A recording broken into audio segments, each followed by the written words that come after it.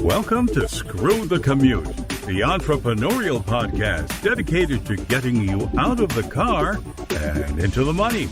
With your host, lifelong entrepreneur and multimillionaire, Tom Antion. Hey everybody, it's Tom here with episode 316 of Screw the Commute podcast. Today we're going to talk about website return visits, or how to get people to come back over and over and over. And I'm going to give you a bunch of ideas. I don't do all of them. You couldn't possibly do all of these things, but different ideas are going to suit different people. But the more they come back, the better chance you will have to turning them into customers or increasing your ad revenue if you have an advertising monetization model. In other words, you make money by showing paid ads or affiliate ads. Anyway, we want people to come back. Now, I hope you didn't miss episode 315. That was headline formulas. And if you've been around marketing at all, you know the importance of a headline when you're trying to sell something. So I gave you a bunch of formulas so you don't have to sit there with writer's block trying to come up with good headlines for your product. So make sure you caught episode 315.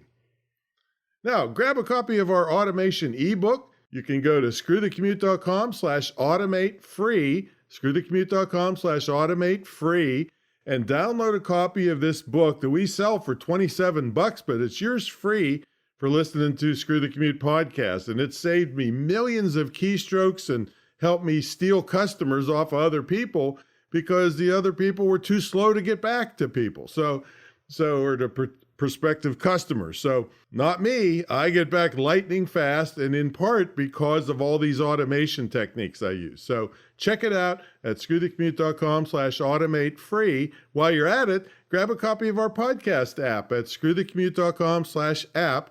That's APP. And that app you can download to your cell phone and tablet and take us with you on the road, and has all kinds of cool features. And we have video instruction on how to use it and screen captures and everything, so you can use all the fancy features. All right, now everybody's still worried about this pandemic. And of course, it's affected the entire world. However, if you have been selling online and you continue to sell online, bravo to you. You probably listened to me years ago. But for those of you that didn't, I have training courses. I have a formal school that is the only one of its kind in the country. I have a mentor program to ways to help you so you never get in this mess again. And maybe you like working at home. Maybe you don't want to have to commute. That's why it's Screw the Commute, right? But you got to learn the techniques on how to do all these things. And there's a million of them, all right? So none of them are hard, but we put it all in one place and teach it to you. We do it one-on-one in my mentor program, and we lay it out in our school. So this is a very powerful thing that'll keep you out of this mess in the future. That's what I want for you. So check out the school at imtcva.org. Of course, we'll have that in the show notes. This is episode 316, and anytime you want to go to the show notes for a particular episode, you put screwthecommute.com and then the show number. This is 316. So screwthecommute.com/316. All right, let's get to the main event, website return visits. Now, I want to tell you about a spin-off to just one of the ideas that has created a big income and great lifestyle for a guy who sells information products to accountants. The report I read said this guy capitalized on the idea of what's new in the industry. That's something you want to write down that you may want to use on your site. So that's just one of the ideas we're going to talk about today. But in this case, you become a place where people can keep up on what's going on. Now, the guy I'm telling you about, I don't remember his name. I mean, if you're an accountant, you probably know him. If you're an accountant in California, that is. He used this idea in California. But he made $500,000 a year on this one idea.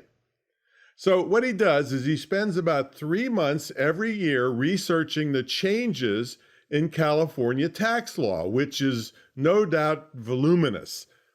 Now, he compiles all the changes into a big binder and sells it for a large amount of money to California CPAs who have to have the information to do their job properly.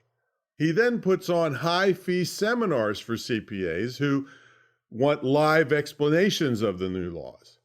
Now, in the report I read, he makes about $500,000 in roughly 6 months' time and takes the rest of the year off. So he only works 6 months a year. So if you think past the surface of the ideas I give you in this episode and relate them to what you do or what you would like to do, hey, maybe you can get a big hit winner like that. All right, now before I get into a bunch of different ways you can use to get people to return to your website, I want to ask you something. Do you think it's a good idea to drive enormous amounts of traffic to a website where when people get there, they say to themselves, yuck, this is too hard to navigate and read, and they're making me look at 100 ads to read one article. I'm out of here. All right. Do you think that's a good idea to just send tons of people who immediately leave? Well, if you said yes to that question, I don't know, maybe you shouldn't be allowed to leave your house unsupervised. Now, before you concentrate on what I'm covering in this episode, you better make darn sure your website will please most of the people that come there the first time. I mean, be honest with yourself. Would you return to a site that was terrible? No, you wouldn't. And no one will return to your site either unless you make sure of the following. Here we go. The site loads quickly. Google came out years ago with this. The site has to load really fast. I've covered all these in other episodes. It must be easy to read and scan. This is called website readability, which I just covered in episode 312. Now, is your site easy to use, which is called website usability? Not readability this time, usability. I covered that in episode 313. And those are entirely different topics, readability and usability. I mean, they're related, but they're not the same. So make sure you listen to those episodes and implement the techniques and ideas on your site. Next, don't pummel people with many and highly intrusive ads. I won't go back to a lot of news sites that are so desperate for money, they plaster ads over top of what I'm trying to read. Now, once is okay, but over and over again means, guess what? I ain't coming back. Now, it should go without saying, but I'm forced, unfortunately, to say it anyway. If you have a content type site, make sure the content is of high quality and current. That'll make people want to come back. Now, another thing I've been hammering people about for years is it must be mobile friendly. That's an absolute, or they call that responsive. Now, if you have a substantial site, make sure it has a great search function and have lots of people test it to make sure they can find what they want easily. Have good opt-ins that are intrusive enough to work. I mean, you can have an opt-in that's on a pop-up box and, things like that, but not so intrusive that it turns off your visitors. We want that opt-in because we can use it to get people to come back to our site. Have lots of contact options. If your site is really big with tons of content and sections, you might want to have a button saying, new users start here, or something like that. But have lots of ways where they can get in touch with you. So I'm telling you, if you get all this stuff right, it will be infinitely easier to get people to return to your site because they had a wonderful experience on their first visit. All right, let's get into some of the specifics of getting return visitors. And these are in no particular order. Discussion boards, you've probably seen them. Many organizations have discussion boards. In other words, forums, where people can post questions and other people visiting the site who are interested in the topic can answer the questions or jump into the discussion. Now, there are moderated discussion boards and unmoderated ones. Unmoderated ones are a little more risky. They're risky in the fact that someone can get on there and start cursing or writing nasty things or saying all kinds of crazy things. And unless you go there and delete it, it would be broadcast to all your people that stop by. So that's what makes it a little bit dangerous. A moderated discussion board is a lot more work, and it's controlled by you, the moderator. The questions come into you, and then you check them out and filter out any crazy stuff before you let the members see it. Now, something in between is most common in that members can report bad comments to you, and then instead of you having to review every comment, you only have to review ones that are reported to you.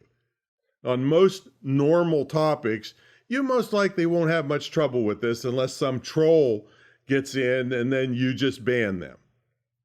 And since it's your discussion board with potentially tens of thousands of comments per month and many thousands of visitors coming back over and over, you control the advertising and can make a substantial amount of money this way. So that's discussion boards.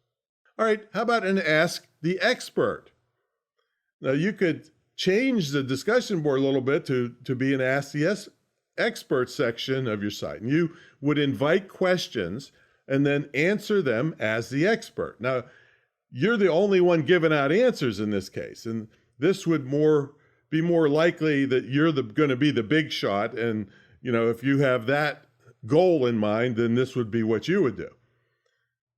Now, you wouldn't get nearly as much traffic because, like in a discussion board model, people get an ego trip out of having their opinions heard. So that's why they come back over and over.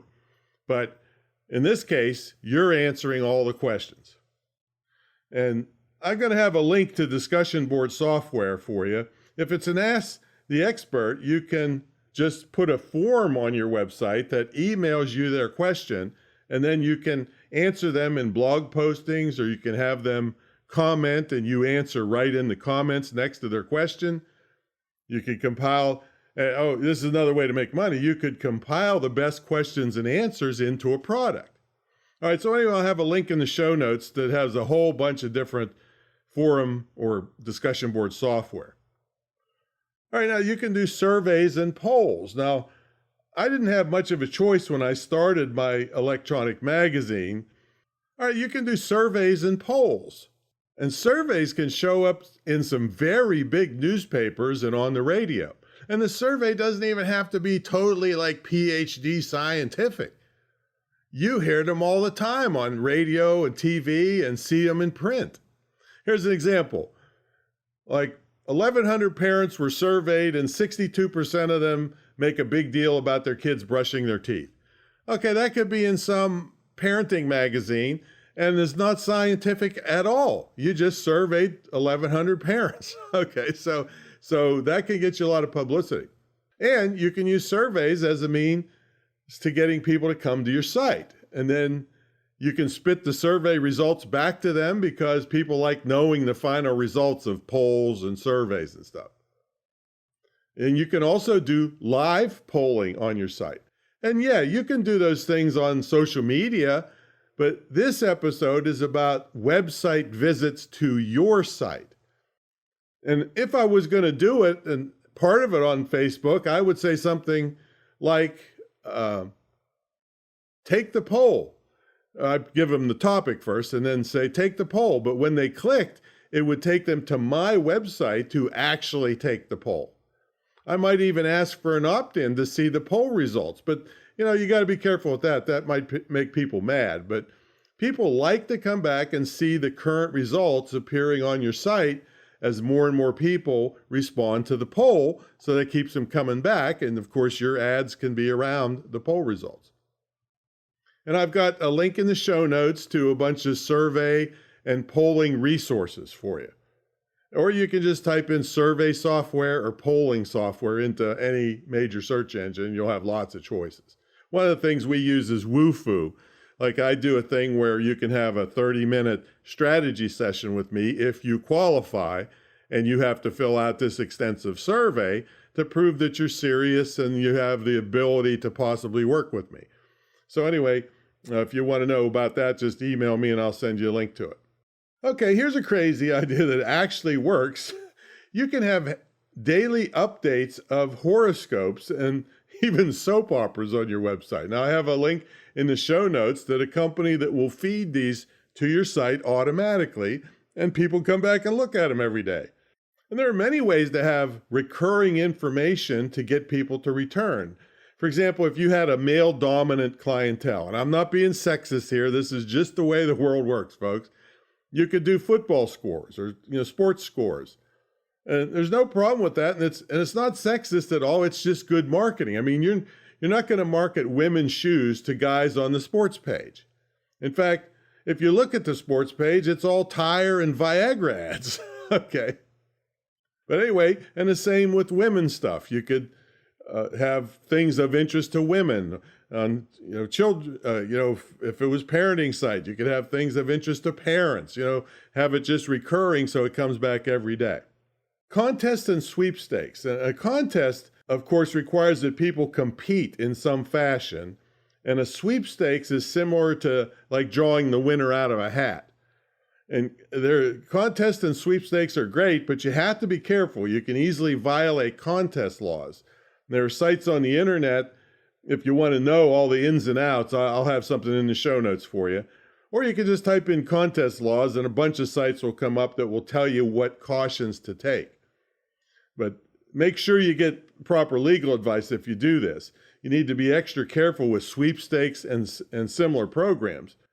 But as long as there's no money involved, you're probably going to be okay. For instance, I did a Valentine's Day Tom is single contest in my electronic magazine, and people are still talking about it. People had to count how many times Tom is single was in the magazine. Now, this was the most read issue I ever had. They looked at it word for word. But I actually got in trouble with one female over this. Nobody could figure out why. So she said, unsubscribe me. I can't do business with someone as insensitive as you. And I still don't know why she was so angry, baby.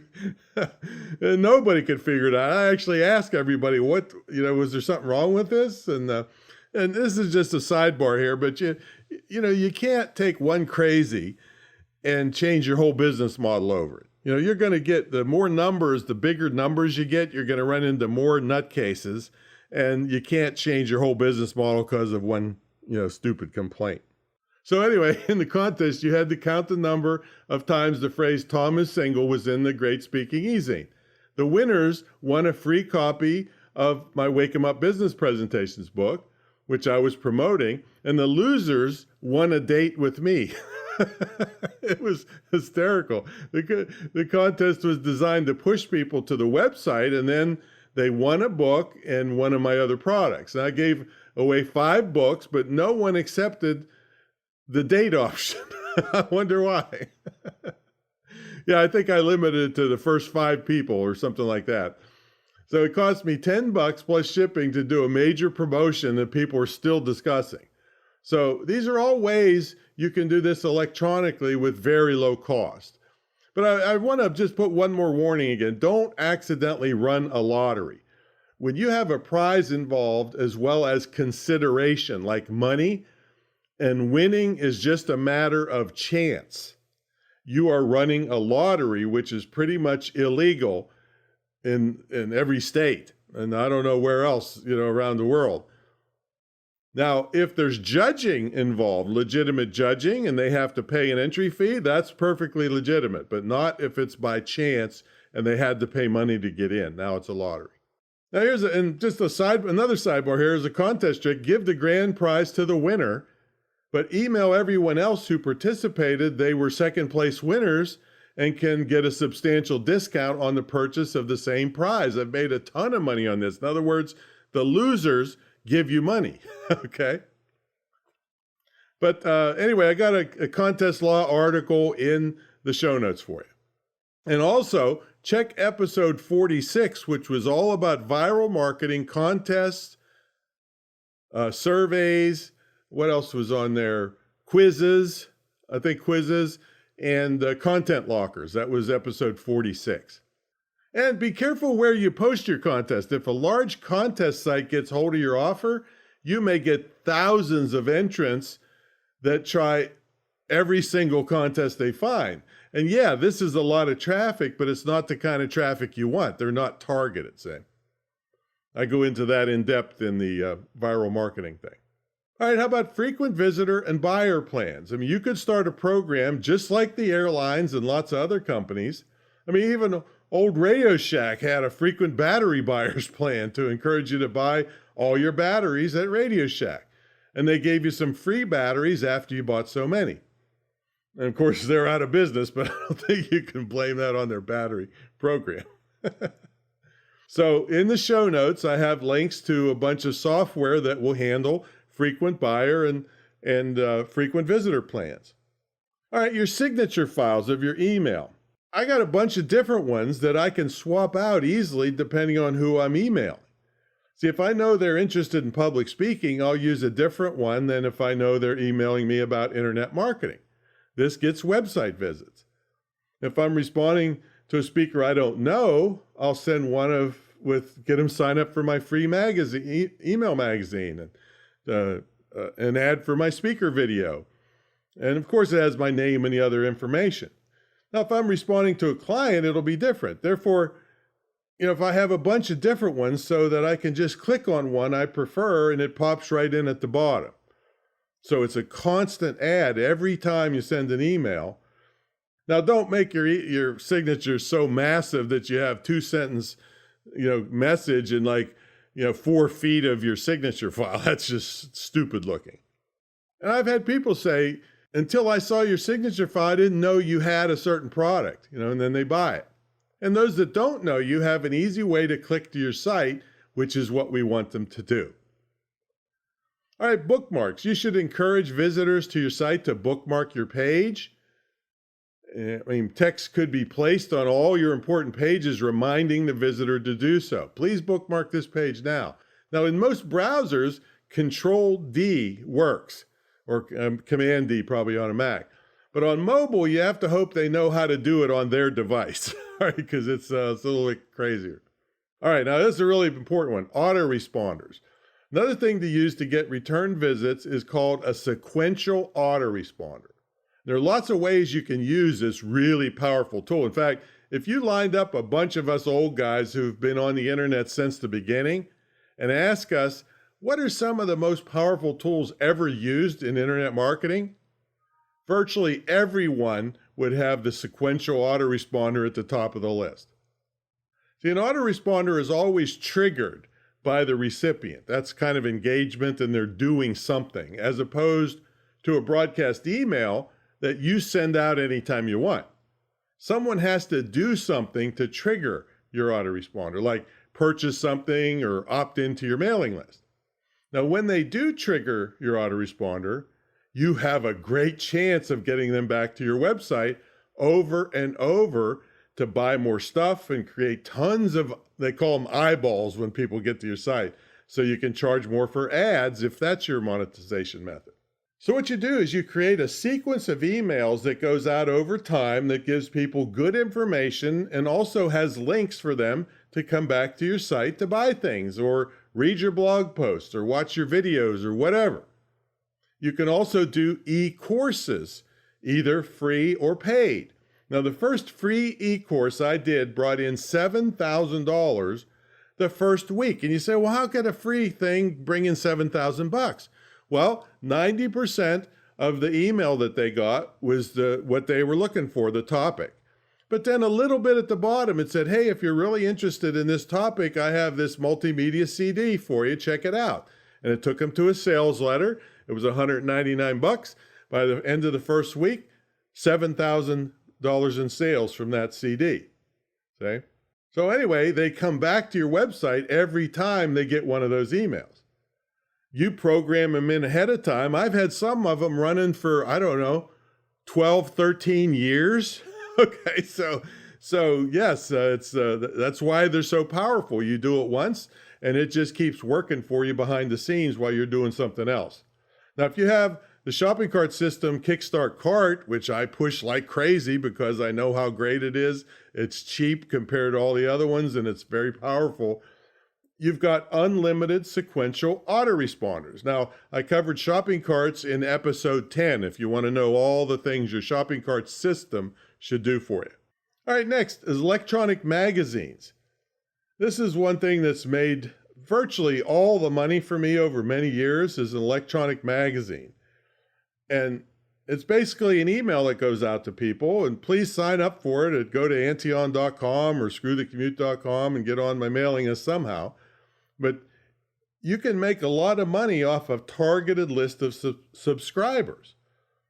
And it's a simple email. It's called an e-zine or electronic magazine, or some people call them electronic newsletters.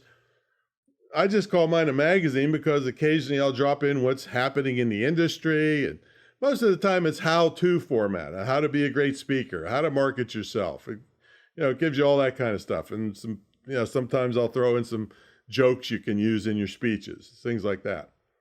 It's a simple thing to create, and all you need is a simple word processor. But you do need to use a broadcast service like Kickstart Cart. It's a big system. You absolutely do not want to try to send this out through your web host, because you will get kicked off your web host in no time flat. You have to have a broadcast email service. And that's part of Kickstart Cart, is whole system of things that it does. And each issue of your magazine would have links back to your website, or your email might just be an announcement that your new issue is ready. I'm on lots of lists like that where they just say, hey, your new issue of Search Engine News is available. And then boom, I go and read it. See? You can put just a few headlines in the email, and then they click to your website to read the articles. Okay, there's other cool stuff you can do. Useful and fun things you put on your website to get people to return. You can put links to interactive maps, phone books, all types of online conversion programs, metric, time, mortgage rates, things. All those things are available. Just make sure you don't distract people too much from the business of buying your stuff, all right? I mean, you can even use your e-zine and website to promote a big party in a personal chat room on your site. Remember, this stuff can be done on the social media, but I want people coming to your site, not making Facebook richer, right? All right, now here's a really important topic. Retargeting, it's called. It's an advertising technique where you advertise directly to people that you know are interested in your stuff. Well, how do you know that? Well, because they've already showed an interest by searching for something or buying something or visiting a certain web page of yours. I'm sure you've noticed that you might look at something on the web and then you see ads for what you were looking at following you all around when you go to other places on the web. I gotta tell you, I had to buy a bra one time, and don't ask me why I had to buy a bra, but I had to buy a bra. Well, guess what? Bra ads started following me around the web for the next 3 months. All right, so the way it works is when someone, let's say, reads one of your blog posts, when they hit your page, you've put a little piece of code called a pixel. And it's kind of like, you may have heard of cookies. It's kind of like that. And so that person hit your blog post and hopefully read it. While retargeting means you can advertise directly to all those people that have that pixel, or kind of like cookie. You can advertise only to them, and that they already saw that blog post, see? So it makes it very targeted advertising. And it gets them to come back and buy something or read another one of your blog posts or watch a video or whatever you want them to do. So that's a way to create return visits. Now, before I tell you one of the most powerful methods that have created many, many, many billion-dollar sites, I want to tell you about my mentor program. I mean, it's the most unique, longest-running, most successful internet marketing and digital marketing mentor program ever on the face of the earth. I put it up against anybody. I don't care, big name celebrity. I don't care, no name, whatever you bring to me, my program will blow theirs away. There is no question about it. I triple dog dare you to find one and compare mine to theirs and see what you get. So about 20 years ago, I made all these gurus mad because they were charging 50 or 100 grand up front to teach you this stuff. this internet marketing and shopping carts and email marketing and blogging and all this stuff. Blogging didn't even exist when I first started. And I thought, that's too much money, and you give those people 50 grand, they'll disappear, you'll never find them again. So I said, I'm going to turn this upside down. So I charged a relatively small entry fee, and then I got a commission based on what I taught you how to do that was capped.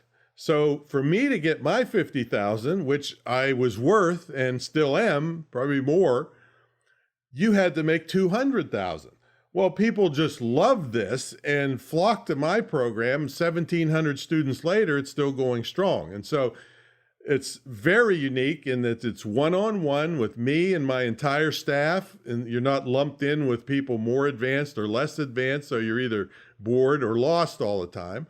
And then you have an immersion weekend to the Great Internet Marketing Retreat Center, which, of course, after the pandemic, but no one on earth lets you live in their house with them. Some of them have you visit their house in the day and then kick you out to a hotel. No, you actually live here. You eat here. We take you out to restaurants. We pick you up in a limousine. I mean, it's really, really, really unique. And then we have a TV studio here. So we teach you video and we shoot video, high-def video with our crew in our studio for you. I mean, all these things are just unheard of in other programs. But the big thing is the one-on-one tutoring. So there's no faster way to learn how to do something than to have somebody take over your computer screen and say, click here, do this, do that, boom, you're done, instead of watching 50 hours of YouTube videos that all say different stuff. Okay, so check it out at greatinternetmarketingtraining.com. And it includes, if you're in my mentor program, it includes a scholarship to my school. And you can gift it to somebody or use it yourself. Very powerful. We have tremendous success stories out of that. So check it out, greatinternetmarketingtraining.com, and get in touch with me, and we'll discuss your future online. All right, let's get back to the main event, getting return website visits. And this multi-billion dollar concept is called user-generated content. I mean, some of the biggest sites in the world use this method. This is where the visitor contributes to and builds the site. And these sites can be as simple as a blog where people comment on what you say, to there's a fun site called kissthisguy.com. This is a site where people tell how they misread lyrics to song titles, and it is just hysterical. You see that. But the people are contributing. It's called the Archive of Misheard Lyrics. You got ePinions.com, where people voice their opinion about everything from beer to bullets to everything else. And here's the biggies. Everybody knows YouTube, right? Facebook, Twitter, Pinterest. All are multi-billion dollar companies where people like you and me gave them all their content. I mean, even the March of Dimes has a Tell Us Your Story section where people tell how the March of Dimes have helped their family, which of course helps them, the March of Dimes, with their fundraising efforts. See? So most sites like this get their revenue primarily from advertising, because if you get enough eyeballs visiting a site, ad networks will start soliciting you and sharing the revenue with you that was paid by advertisers. See? So that's it, folks. These are ways, many ways, and there's more. Of course, if you search this out online, you'll find hundreds of ways to get return visits. But if you just did what was in this episode, you would have way more people coming back to your site regularly. And your site would convert better because of usability is better, the readability is better, you have the elements that make people want to come back. You know, all of these things will turn into more money for your bottom line. All right, that's my story, and I'm sticking to it. We'll catch y'all on the next episode. See you later.